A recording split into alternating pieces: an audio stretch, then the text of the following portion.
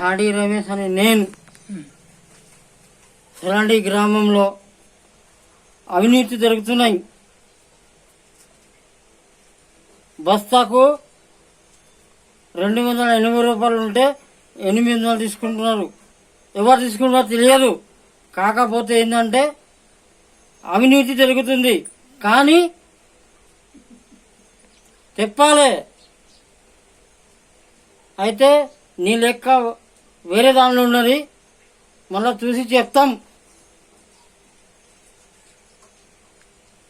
పై అధికారికి చెప్తాని చెప్పిండు, కానీ ఇంతవరకు మాకు చెప్పలేదు. మాకు ఒక బస్సు రాలేదు. అయితే అడిగితే నువ్వు పై ఆఫీసు దగ్గర పోయి నువ్వు అడుక్కో, గుద్ద తెంగించుకో అన్నారు. అది కూడా మ్యాటర్ నేను క్లియర్గా చెప్తున్నా.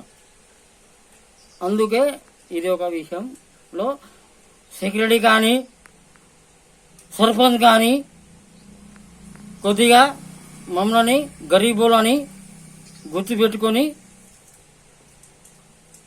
విషయాన్ని గుర్తుపెట్టుకొని చేయమని మనవి.